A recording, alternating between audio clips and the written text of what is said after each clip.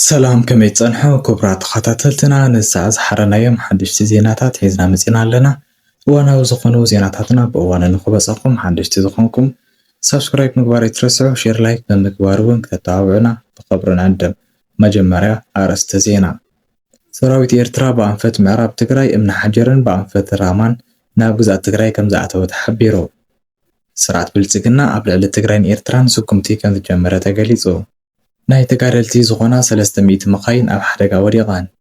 ካብ ብሄራዊ ብርሰት ንድሕነሉ እንኮ መማረፂ ብዘይምንም ኣፈላላይ ተቓሊስካ ምዕዋት ጥራሕ እዩ ክብሉ ወረዳ ህዝቢ ኣሕሳኣ ገሊፆም።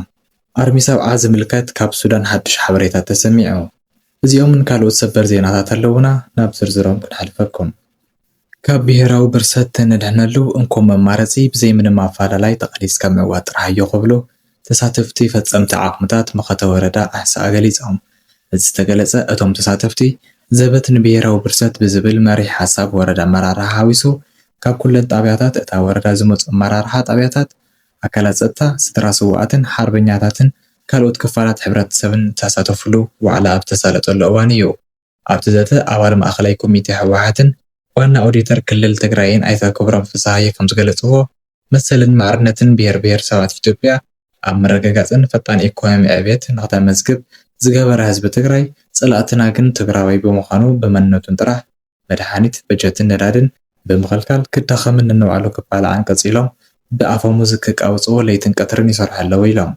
ጎኒ ጎኒ መኸተና ምጥንኻር ብህዝቢ ዝለዓል ሕቶታት ሰናይ ምምሕዳር ፍትሕን ውሑስ ጸጥታ ኣብ ምርግጋጽ ኣብ መሪሕነት ዘለዎ መሓወር መንግስቲ ስልጡን ፍትሓውን ግልጋሎት ንኽህብ ብመንግስቲ ፍሉይ ጠመተ ተዋሂብዎ እናተሰርሐሉ ምዃኑ ገሊፆም።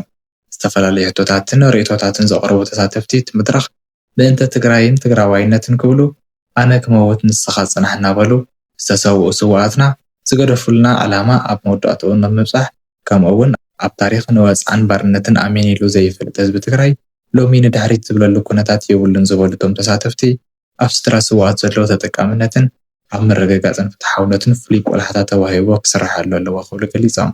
ንዝተፈላለዩ ሕቶታትን ርእቶታትን መልሲ ዝሃቡ ዋና ኣመሓዳሪ ወረዳ ኣሕሳኣ ተጋዳላይ ሙልጌታ ሃይሉ ከም ዝሓበረዎ ዕላማ መኽተና ሽጡኡ ክወቅዕን መሰል ዓርሲ ውሳነ ህዝቢ ትግራይ ከረጋገፅ ዝኽእልን ነብሲ ወከፍ ትግራዋይ ብሄሩ ግቡእ እንትዋፅእ እዩ። ድሕሪ ምባሎም ኣብ ጉዳይ መኣድን ዘሎ ኩነታት እንተብርሆ ድማ ብኣሰራርሓን መምርሕን መሰረት ዘይሕጋውያን ኣደንቲ ሕጋዊ ስጉምቲ ከም ዝውሰደሎም ገሊፆም።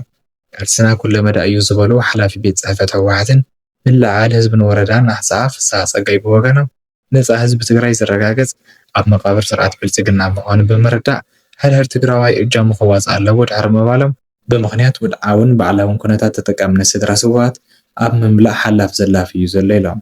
ብልጽግና ኣብ ልዕሊ ትግራይን ኤርትራን ስጉምቲ ከም ዝጀመረ ተገሊጹ። ህወሓት እውን እንተኾነ ድሕሪ ሕዚ ውዕል ፕሪቶርያ ፈሪሱ ኣሎ ናይ ሓይሊ መማረፂ ተሻጊረ ኣለኹ ክትብል ከም ዝገለጸት ዝወፀ ትኩስ ዜና ይረድእ። ስጉምቲ ህወሓት ድማ ኣብ ምዕራብ ትግራይ ተሓፂሩ ዝቐር እንተይኮነስ ናብ 4 ኪሎ እውን ከም ዝቐፀላ ጠንቂቓ ኣላ። ጉዳይ ትግራይን ኤርትራን ዝምልከት ሕዚ ዝተረኸበ ሰበር ዜና ኣለና፣ ናባኹም ክነብሎ ኢና። መጀመርያ ግን ፋኖ ዘውፅኦ ትኹረት ዝሰሓበ መግለፅን ዓወታት ፋኖ ክነቐድም። ካብ ክልል ኣምሓራ ዝተረኸበ ሓበሬታ ከም ዝሕብሮ ፋኖ ኣብ ልዕሊ ሰራዊት ብልጽግናን ሰበስልጣን ብልጽግናን ዝወስዶ ዘሎ ስጉምቲ ዓበይቲ ማዕኸናት ዜና ኣፍሪካ ከይተረፈ ልዑል ሽፋን እናሃቦ ይርከባ። መሰረት እዚ ዝተረኸበ ሓበሬታ ኣብ ደቡብ ጎንደር ዝተኻየደ መጥቃዕቲ ፋኖ 5 ሰበስልጣን ብልጽግና ቀቲሉ በዝሒ ዘለዎ ኣፅዋር ከም ዝማረኸ ኣፍሊጡ ኣሎ። ኣብ ክልል ኣምሓራ ዘለዎ ውግእ ብዝለዓለ ደረጃ ኣብ ዝውሰኸሉ ዘሎ ኣብዚ ሕዚ እዋን ዕጡቓት ፋኖ ብ10 መጋቢት 2018 ዓ.ም ኣብ ልዕሊ ሰበስልጣን መንግስትን ትካላት ጸጥታን ተኸታታልን ዝተወደበን መጥቃዕቲ ከም ዝተፈጸሙ ተገሊጹ ኣሎ። ምንቅስቓስ ብሄራዊ ፋኖ ኣምሓራ ኣብ ዘውፅኦ መግለፂ ሓይልታት ፋኖ ኣብ ንፋስ መውጫ ክምር ድንጋይ ጋሸናን ሓሙስቲን ዝነበሩ ማዕስከራት ሰራዊት ብልጽግና ብምድምሳስ ብዓወት ከም ዝተቆጻጸሩ ተሓቢሩ። ፋኖ ብተወሳኺ ብርክት ዝበሉ ከበድትን ፈኮስትን ኣፅዋር ከምኡውን ወተሃደራዊ መኻይን ከም ዝማረኸ ገሊጹ። ምምሕዳር ዞባ ደቡብ ጎንደር ነቶም መጥቃዕቲ ዝፈጸሙ ሓይልታት ጥፋት ክብል ዝገለጾም እንትኸውን ስርዓትን ምምላስ ጽኑዕ ስጉምቲ ምኽባር ሕጊ ክውሰድ ምዃኑ ቃላት ኣሎ። እዚ ከምዚ ኢሉ እናሃለወ ማእኸላይ ኮማንድ ፋኖ ኣብ ውሽጢ ኣዲስ ኣበባ መጥቃዕቲ ከም ዝጀመረ ኣፍሊጡ። ፋኖ ቅድሚ ሕዚ እውን መሓወሩ ናብ ውሽጢ ኣዲስ ኣበባ ብምእታው መጥቃዕቲ ክኸፍት እንትዳሎ ብኣካላት ድሕነት ኢትዮጵያ ተኸሺፉ ኣባላቱ ከም ዝተቐተሉ ዝዝከር ኮይኑ ሕዚ ድማ ፋኖ ኣብ ውሽጢ ኣዲስ ኣበባ መሓወሩ ብምዝርጋሕ መጥቃዕቲ ከም ዝፍጽም ገሊጹ ኣሎ። ይኹን እምበር ፋኖ ዘካየዱ መጥቃዕቲ ኣብ ልዕሊ ዝተመረፁ መራሕቲ ቅንፀላ ድዩ ወይስ ካልእ ዓይነት መጥቃዕቲ ዝርዝር ሓበሬታ ከም ምሃብ ተቐጢቡ ኣሎ። ንሕቡራት ኣረብ ኤምሬትን እስራኤልን ዝተኣማመነ ስርዓት ብልጽግና ብኽልተ ኣንፈታት ሰራዊቱ የጸግዕ ከም ዘሎ ተሓቢሩ። መሰረት ኣሰና ቲቪ ሒዛቶ ዝወፀት ትኩስ ሓበሬታ ብልጽግና ብእምኒ ሓጀር ጥሒሱ ናብ ኤርትራ ንምእታው ናይ ሚሳኤላት ተኸላ ክገብር ከም ዝጸንሐን ኣብ ክልል ኣምሓራ እውን ድሮናት ነፈርቲ ውግን ከም ዝዳለወን ገሊጻ ኣላ። ኣብይ ኣሕመድ ኢትዮጵያ ወናኒት ወደብ ክገብራ እየ ብዝብል ሽፋን ኣብ ኤርትራ ስርዓት ህግደፍ ምእላይ ዝብል ብሕቡራት ኣረብ ኤምሬትን እስራኤልን ዝተዋሃቦ ፕሮጀክት ንምዕዋት ምድላዋቱ ክገብር ድሕሪ ምጽናሑ ሕዚ ግን ካብ ሓለፍቱ ጀምር ዝብል ትእዛዝ ከም ዝተዋሃቦ ተገሊጹ ኣሎ። ስለዚ ድማ ብልጽግና ብእምኒ ሓጀር ናብ ኤርትራ ንምጥቃዕ ሰራዊቱ ጽጊኡ ከም ዝርከብ ኣሰና ቲቪን ካልኦት ፍልፍላትን ሒዘንኦ ዝወፅእ ሓበሬታ ይርድእ። ብተመሳሳሊ ዜና ብልጽግና ብግንባር ቡሬ ናብ ዓሰብ ደንከል ጥሒሱ ንምእታው እውን ሰራዊቱ ከም ዘንቀሳቐስን ደፋዕ ሒዘን ዘለዋ ክፍለ ጦራት ኤርትራ ድማ ብትኹረት ይከታተልኦ ከም ዘለዋ ካብ ማእኸላይ እዚ ኤርትራ ትእዛዝ ይጽበያ ከም ዘለዋን እዩ ዝንገር ዘሎ።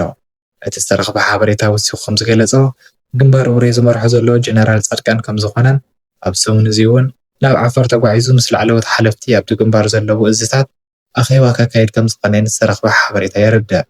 ግንባር ቡሬ ሜዳ ዝበዝሖ ስለ ዝኾነ ንመጥቃዕቲ ድሮን ዝተመቸወ ከም ዝኾነን ብልጽግና ኣለዋኒ ዝበለን ዘመናዊ ድሮናት በቲ ግንባር ከም ዘሰለፈን እዮም ፍልፍላት ዝገልጹ ዘለዉ።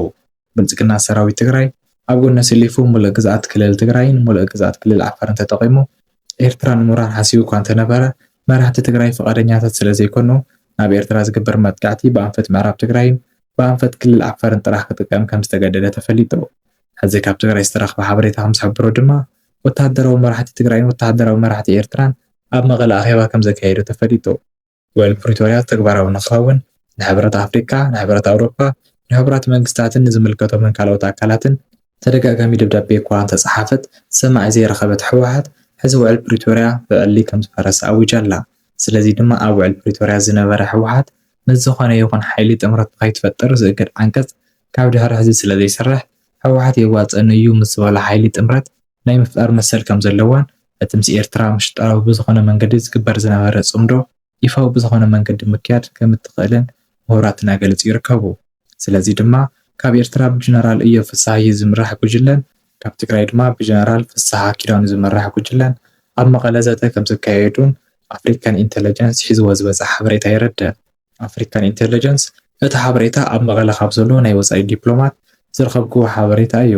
ዝርግሖ ኣኼባ ወተሃደራዊ መኮንናት ትግራይን ወተሃደራዊ መኮንናት ኤርትራን ናይ ሓባር ጽላኢ ዝኾነ ብልጽግና ንምምካት ኣመልኪቶም ምኽክር ከም ዘካየዱ ብምግላጽ ወተሃደራዊ መኮንናት ትግራይን ኤርትራን ወተሃደራዊ ዓቕሚ ብልጽግና ብዝምልከት ዘለዎም ገምጋም ግን ኣፈላላይ ከም ዘሎ ገሊጹ ኣሎ። ይኹን እምበር እቲ ወተሃደራዊ ዓቕሚ ብልጽግና ብዝምልከት ኣብ መንጎ ጀነራላት ትግራይን ጀነራላት ኤርትራን ዝተፈጠረ ድርድር ሓበሬታ ካብ ምሃብ ግን ተቐጢቡ ኣሎ። እዚ ከምዚ ኢሉ እናሃለወ ብልጽግና ብልዕሊ ትግራይን ኤርትራን ኩናት ዝኸፈተሉ ግዜ ከም ዝወሰነ ካብ ኣካላት ድሕንነት 4 ኪሎ ዝተረኽበ ምሽጥራዊ ሓበሬታ ገሊጹ። ብመሰረት እቲ ዝተረኽበ ሓበሬታ ብልጽግና ኣብ ልዕሊ ትግራይን ኤርትራን ኣብ ውሽጢ 5 መዓልቲ ኩናት ከም ዝኸፈቱ ገሊጾም ኣለዉ። ሰራዊት ኤርትራ ብኣንፈት ምዕራብ ትግራይ እምኒ ሓጀርን ብኣንፈት ራማን ናብ ግዝኣት ትግራይ ከም ዝኣተወ ተሓቢሩ። እቲ ብኣንፈት እምኒ ሓጀር ዝኣተወ ሰራዊት ንቐረብ ሰራዊት ትግራይ እውን ወሳናይ ግደ ከም ዝፃወት እናተገለጸ ዝርከብ እንትኸውን እቲ ብራማ ኣንፈት ከም ዝኣተው ዝንገረሉ ዘለዉ ሰራዊት ኤርትራ ድማ ሰራዊት ኢትዮጵያ ናብ ሽረ ከየጥቀ ንምክልኻል ዝዓለመ ከም ዝኾነ ይንገር ኣሎ። እዚ ከምዚ ኢሉ እናሃለወ ኣሰላለፋ ሓይልታት ቀርኒ ኣፍሪካ ግልፂ ኣብ ዝኾነሉ ኣብዚ ሕዚ እዋን ደጋፊት ትግራይን ኤርትራን ዝኾነ ሃገራዊ ሰራዊት ሱዳን ዓብይ ዓወት ከም ዘመዝገበን ቁልፊ ግዝኣታት ከም ዝተቆፃፀረን እዩ ዝፅብፀብ ዘሎ። ብጀነራል አልቡርሃን ዝምራሕ ሃገራዊ ሰራዊት ሱዳን ብስዑድ ዓረብ ዝሕገዝ እንትኸውን ብኤርትራን ብሰራዊት ትግራይን እውን ድጋፍ ከም ዝግበረሉ ክስታት ክቐርቡ ከም ዝፀንሑ ይፍለጥ። ብፍላይ ድማ ሰራዊት ኤርትራ ኣብ ጎኒ ሃገራዊ ሰራዊት ሱዳን ተሰሊፉ ዓማፅ ሓይሊ ሱዳን ንኽዳኸም ዝፃወቶ ዘሎ ግደ ልዕል ምዃኑ እዩ ዝግለጽ።